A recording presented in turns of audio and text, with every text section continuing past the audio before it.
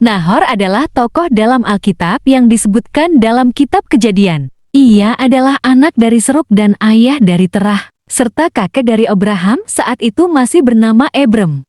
Nama Nahor disebut dalam silsilah keturunan Sem, salah satu anak Nuh, yang tercatat dalam Kejadian 11 ayat 10-26.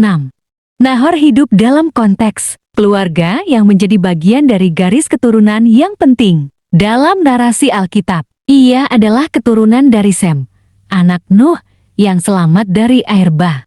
Nahor tinggal di Ur-Kasdim, sebuah kota kuno di Mesopotamia, yang dikenal sebagai pusat peradaban pada zamannya. Nahor menikah dan memiliki anak bernama Terah. Terah kemudian menjadi ayah dari Abram, Abraham, Nahor, dan Haran. Dengan demikian, Nahor adalah bagian dari garis keturunan yang akhirnya melahirkan bangsa Israel melalui Abraham.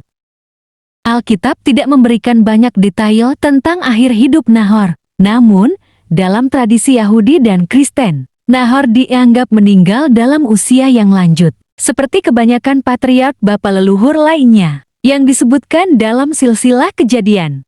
Ia meninggalkan warisan rohani dan fisik melalui keturunannya, terutama melalui Terah dan Abraham, yang kemudian menjadi bapa leluhur bagi banyak bangsa.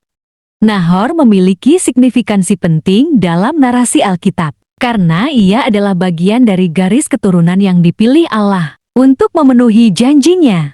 Melalui keturunannya, Abraham, Allah membentuk perjanjian yang menjadi dasar bagi iman Yahudi dan Kristen.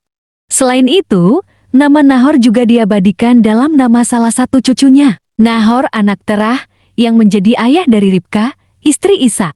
Secara keseluruhan, meskipun kisah hidup Nahor tidak diceritakan secara rinci dalam Alkitab, perannya sebagai bagian dari silsilah suci menjadikannya tokoh yang penting dalam sejarah keselamatan yang digambarkan dalam kitab suci.